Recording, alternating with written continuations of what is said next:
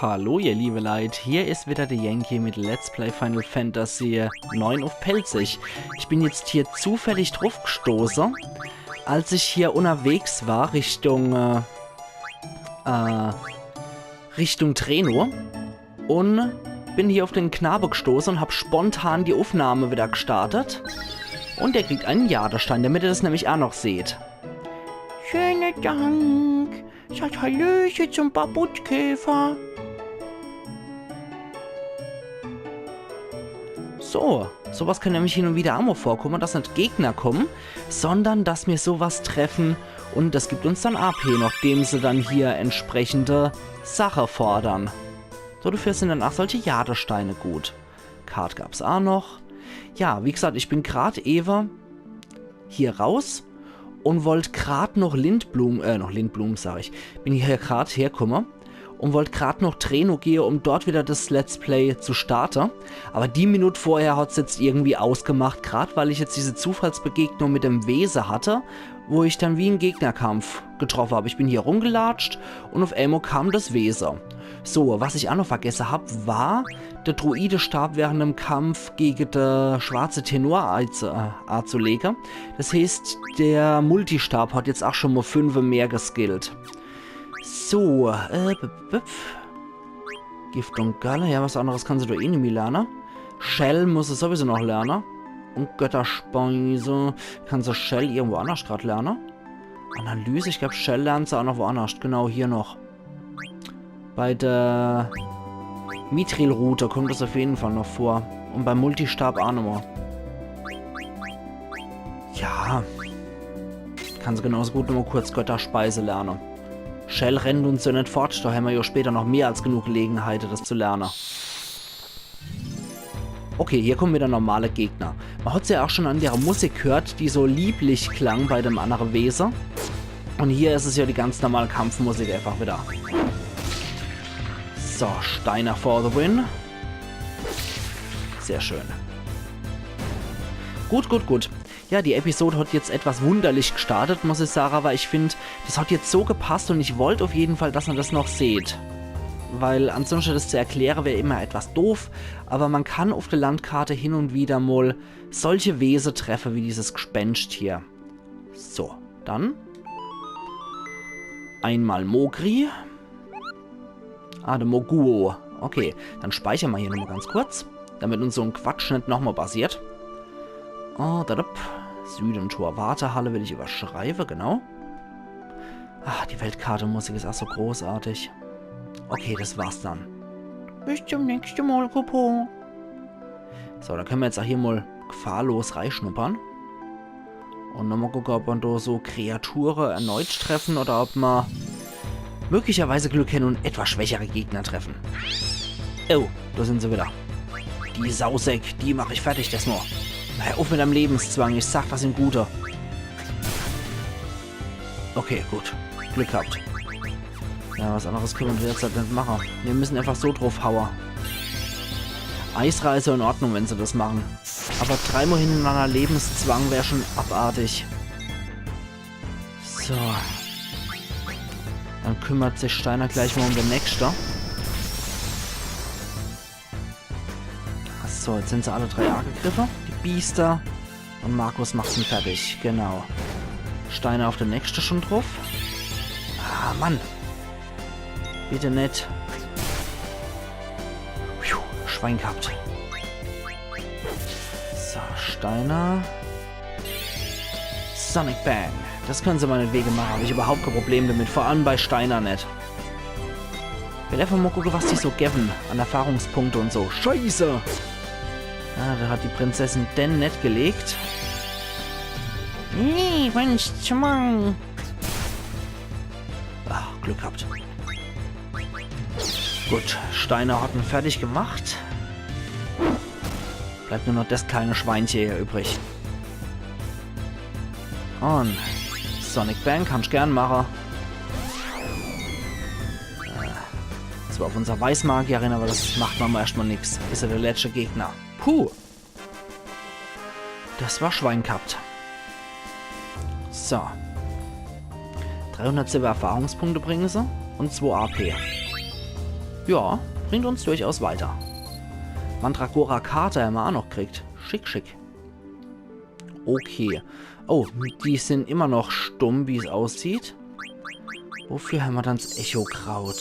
So. Steiner braucht es zwar nicht, aber einfach nur für die Symmetrie. Nee, ich wollte hier tatsächlich mal Vita benutzen. So. Kann man theoretisch ja auch wieder zurück, oder? Moment, war da hinten noch irgendwas? Ich weiß es nicht mehr genau. Ja, marschieren wir durch. Und? Ah, okay. Wieder nur normale Gegner. Oh, die schon wieder.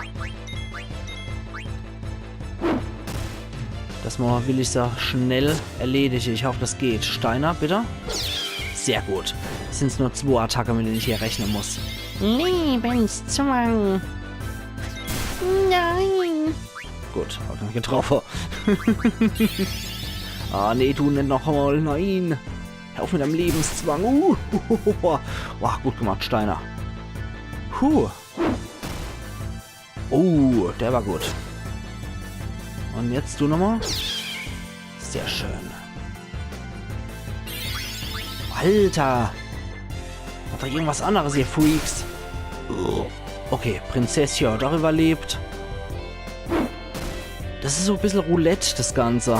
Mit Glück überleben sie alle, mit Pech verrecken sie alle, wie bei mir in der letzten Episode dann. Das war richtig blöd. Naja, um Markus geht es jetzt nicht so sehr, dass der auflevelt. Aber Steiner und Lilly sollten definitiv noch aufleveln. Bodyguard hat er jetzt, glaube ich, gelernt, war das?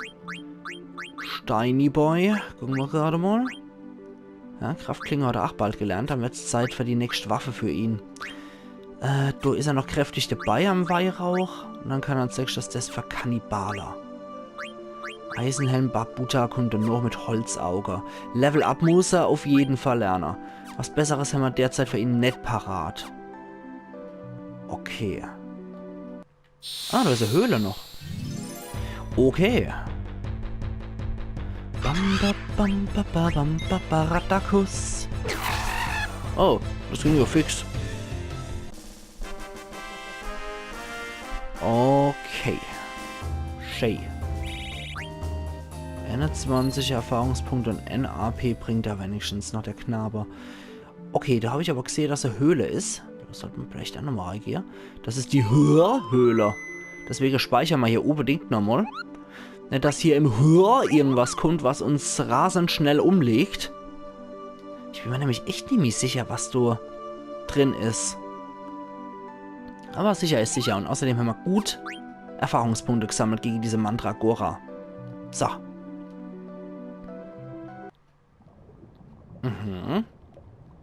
Hier blubbert's. Quans Höhle. Ah. Quan war doch der Großvater, in Anführungszeichen, von Vivi. Stimmt. Da war ja was. Ein Äther. Da müssten wir später nochmal mit Vivi hier. Dann kriegt man nämlich die Geschichte dazu erklärt. Ein Ei und ein Pfann. Da aber ist auch noch ein Äther. Der hat anscheinend auch gern gekocht, wie es aussieht. Aber die Vorratshöhle sind leer. Da steht ja was an der Wand geschrieben.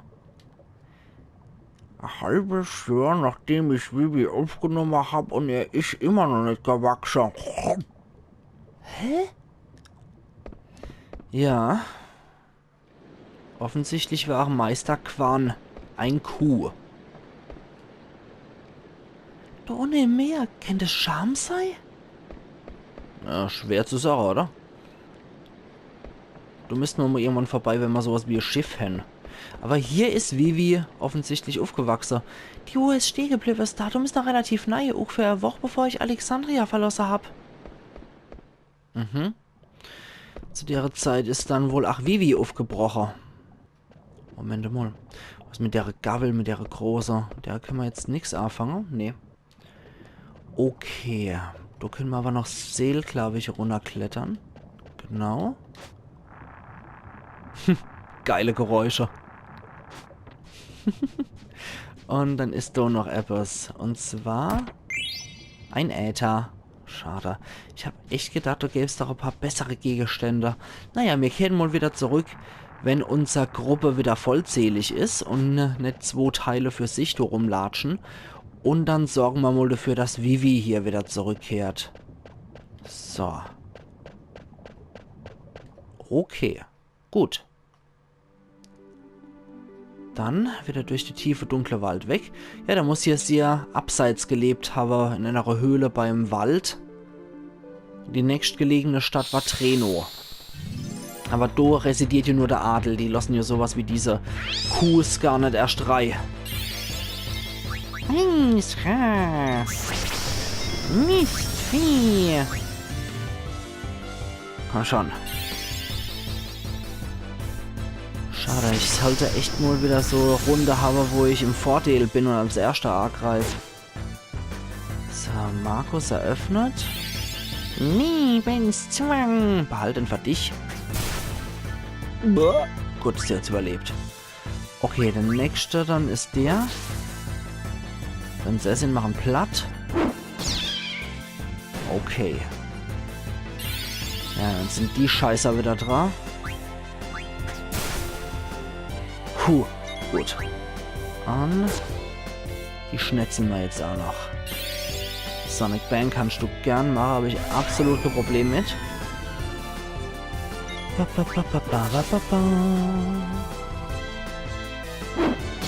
Gott, wieder einer tot.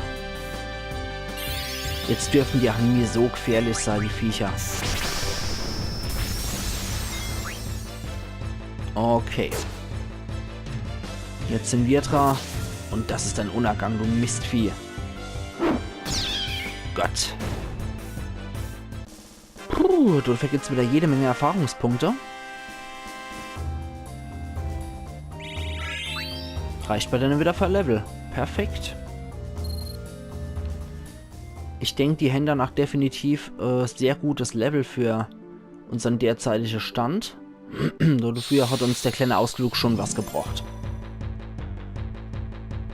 Das ist so ein Rakatus. Markus kann den nicht One-Hitter, aber Steiner. Sehr schön. Müssen nicht immer nur die Mandragora sein als Gegner. Kraftklinge und Insomnia wurden gelernt. Sehr schön. Sehr, sehr schön. Was war dann Insomnia? Wo hat sie das dann her? Ah ja, das hat sie vom Korallering gelernt. Okay. Kann die das Ding auch ablegen? Schauen wir nämlich mal, ob das Steiner was bringt, das Ding. Kann Insomnia und Kannibale Defu lernen. Kannibale kann auch Dodefu lernen. Aber das macht nichts. Der kann 2 Sachen Defu lernen. Das ist schon mal sehr praktisch. Gut. Da er das gelernt hat, kann er auch das nächsthöhere Schwert haben, wenn wir den Ends finden. Okay, Endkampf würde ich jetzt gerade noch A setzen. Und dann würde ich Zelte und noch Treno reingehen. Damit wir bei der heutigen Episode auf jeden Fall auch noch was von Treno sehen. So.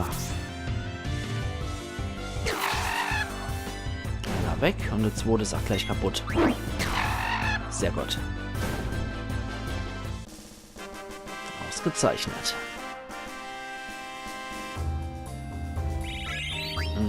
Markus hat auch noch ein Level gekriegt. Kampfpudding-Karte gibt es auch noch. Es hat mir etwas, was jetzt unmittelbar kurz vor Vollendung steht. Ja, Analyse zum Beispiel. Ja, gut, wir wollen jetzt mal nicht so sein. Und Weihrauch, ach. 3 und 3. Ja, komm, das können wir noch bringen. Das soll jetzt nicht das Problem sein. Wie geht denn 2 Kämpfe mehr oder so? Ist das kein Problem. Wir rennen einfach vor Treno im Kreis. Ja. Zack. Könnte nach 3 Kämpfen werden, wenn es immer nur so ein einzelner Unglücksrabe ist, der kommt. Ich mache auch 5 Minuten Längerheit. Versprochen. So. Die paar Minuten, die ich jetzt hier noch raushole mit Ability Ups Muss einfach sein. So. Aber Treno sieht ja schon geil aus. Hat so eine große Stadtmauer, die anscheinend aber auch noch bewohnt ist, die Stadtmauer. Und innen drin scheint ja wohl gut was abzugehen. Ja, die Zecke wieder, die dürften ausreichen. Ich denke, da gibt jeder ein AP, dann müsste das genügen. Steiner for the win. Ich denke, das reicht jetzt, wenn die jetzt 2 AP geben. Dann haben wir es ja. Und? Geben sie es? Ich glaube schon.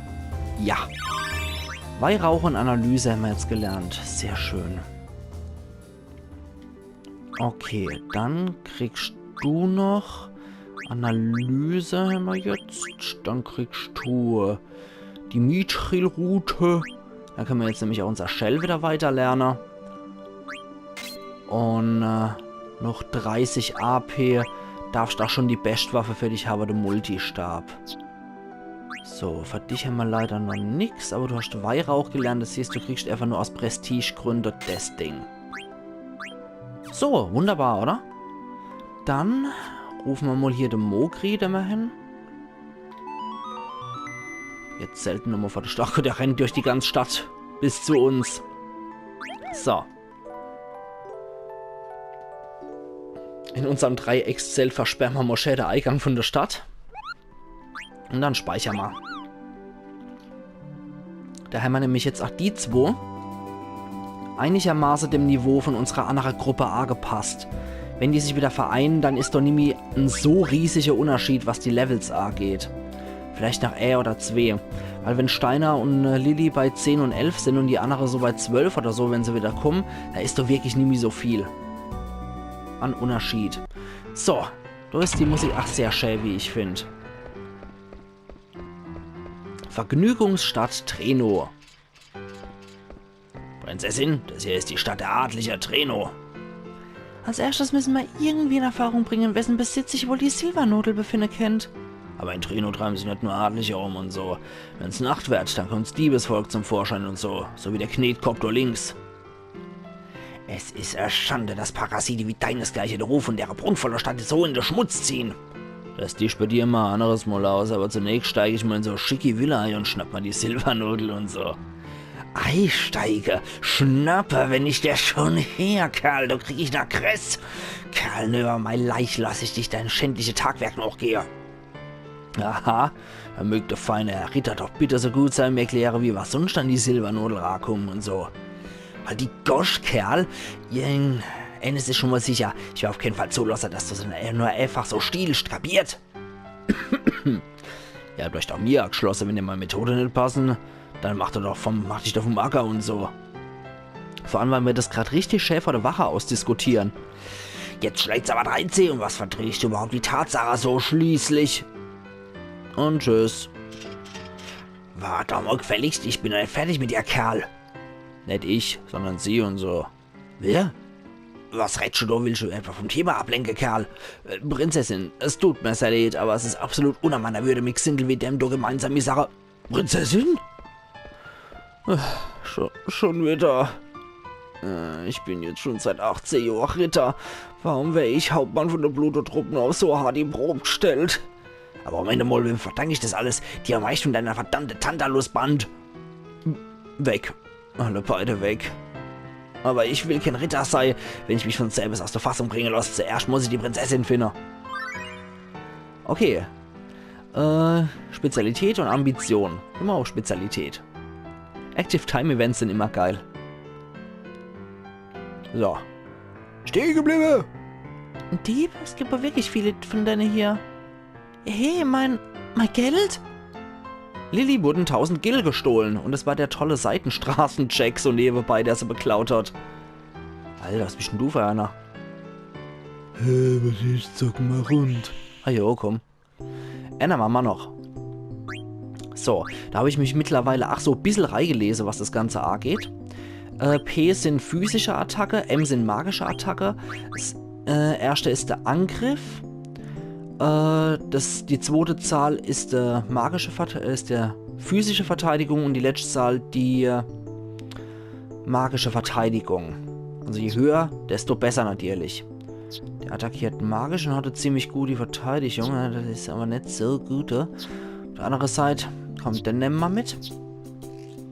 Der sieht noch ganz nett aus. Die sehen alle nicht so gut aus und haben vor allem viele von den Steckplätzen. X ist dann auch Spezial. Sollten wir auch mitnehmen. Eventuell haben wir doch noch irgendwelche tolle Sachen. Magisch ist generell besser. Und Spezial ist noch besser, der Flunderdrache. Der Tridentos nehmen wir noch von physischer mit. Allerhaupt, da wollen wir mal. So. Brauchen wir noch einen magischer, der was drauf hat. Der hat gut die Verteidigung. Was stellen wir drauf? Ochser. Sehr schön. Der gehört auf jeden Fall schon mal mir. Dann noch Over. Gegen meiner muss man nicht so häufig kämpfen. Ich schon fast sage, dass ich der Xer hier Vortritt los. So ein Schleimbatzen. Den nehmen wir auf jeden Fall mit Ei. Und mehr können wir nicht machen. Ich habe trotzdem gewonnen. Allerhaupt, der Schleimbatzen ist meiner. Sandgolem-Karte. Okay, so allmählich steige ich dir hin, wie das funktioniert, aber da wir noch ein bisschen was anderes machen wollen, höre ich jetzt mal im Kartenspiel auf. Aber so allmählich kapiere ich das Kartenspiel. So. Ja, vielleicht doch nicht schlecht, die Regeln sich nochmal so durchzulesen. Verfolgung, gucken wir mal, wie es weitergeht. Vierarmige Günther. Wieder mal ein Kinderspiel in der Stadt, kann man echt ein Vermögen machen. Hey, Kruzitürke. Bitte? Kruzitürken? Wo mag der Dieb nur hier sei? Was mir im Moment nicht auf und schon? Oh la la, vorhin habe ich ja nicht so genau hier geguckt, aber die Klee ist eigentlich mächtig scharf. Aber junges Ding wie die soll besser nicht allein nachts durch die Straße irren. Scheiß Jagdrevier hier habe ich so langsam aber sicher ausgeschöpft. Ich sollte mich mal auf die andere Stadt verlegen. An der Seite von der Stadt wahrscheinlich. Egal. Was haben wir da noch? Ich kann hier noch nicht gucken. Da muss ich immer ein neues Gebiet gehen für die andere Active Time Events. Entwischt.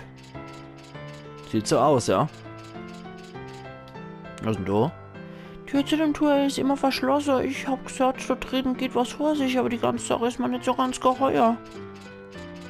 Ja, glaub mal, du ist alles geheuer. Der ist Mithril-Dolch gehalten. Cool. Der ist definitiv sauber, der dort drin wohnt. Kann ich definitiv verbürgern. So, dann gehen wir mal die Treppe hier runter. Und Verlegenheit. Hier geht's alles noch weiter. Irgendwie ziemlich gefährliche Stadt.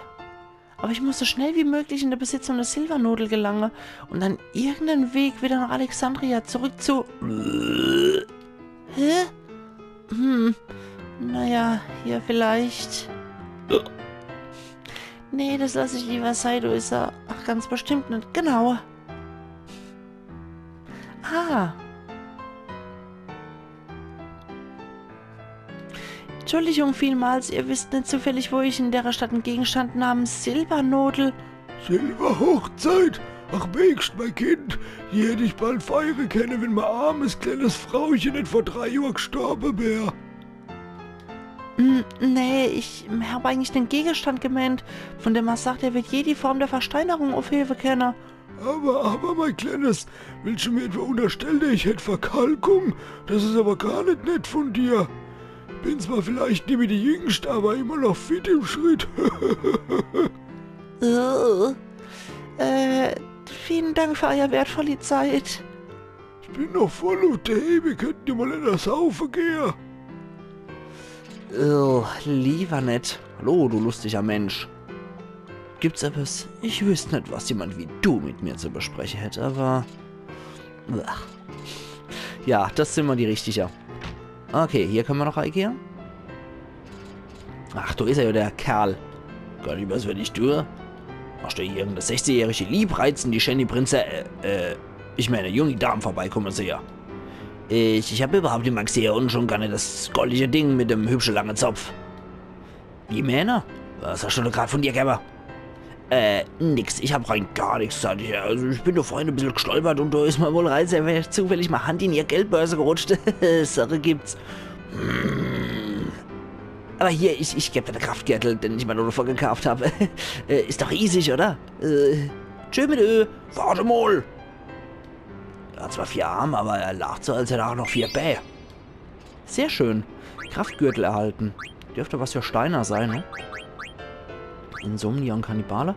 Stärkebonus und Konter. Oh ja, das ist auf jeden Fall was für Steiner. Feuer kann ich mit auch noch lernen. Okay, die Korallering mit Insomnia und Kannibale. Habe ich noch irgendwo anders? Ja, Kannibale lernt er hier. Insomnia schauen wir mal irgendwann. Gibt es bestimmt noch die Möglichkeit. Aber Stärkebonus und Konter braucht Steiner auf jeden Fall. Gucken wir doch mal. Stärkebonus. Kannibale, Bestientöter. Was haben wir da noch drin? Gift und Galle. Kann schon ganz praktisch sein, aber wir machen das mal raus zugunsten von Konter. Konter ist schon immens geil. Tontauben brauche ich jetzt auch nicht. Genauso wenig wie der Bestientöter eigentlich. Machen wir lieber Stärkebonus-Reihe. Und pimpen uns so ein bisschen gegen menschliche Gegner. So. Perfekt. So, hier dürfte auch irgendwo noch ein Waffenlader oder was in der Art sein. Damit wir uns noch ein paar neue Waffen holen. Der Herr von der Villa, Baron Bishop, besitzt großes Wissen in viele Forschungsbereiche. Er unterstützt auch großzügig verschiedene Projekte. Er betreibt noch eine Schmiede und lässt im Turm in der Nähe einen exzentrischen Wissenschaftler wohnen. Das Reich verstehe, wer will. Ja, das war in einem abgesperrten Turm der exzentrische Wissenschaftler. Ja, da ist ja unser Schmied. Perfekt. Die 2 haben wir schon geschmiedet. Da haben wir auch noch eins im Inventar. Wüstenstiefel könnten wir uns auch noch besorgen. Einfach mal, weil es Spaß macht. Lederhut und Lederwest brauchen wir da davor. Halstuch könnten wir uns noch machen lassen durch Zipfelmütze und Federhut. Ein Kristallschild kann nie schade, das Zeug. Gemini-Stiefel brauchen Wüstenstiefel und eine Gavel. Warum nicht? Ein Katjuscha. Braucht Filzhut und Latexhelm. Alles klar, nehmen wir auch noch Katjuscha. Donnerstock und Rute, vergiss es. Den haben wir außerdem schon, den Korallenring. Machen wir noch einen Katjuscha. Man weiß ja nie. Goldschal, Goldnadel und Zauberküras. Okay, nehmen wir auch. Das war's dann. Wir haben jetzt alles Schmiedelasse, was wir hier gebrauchen könnten.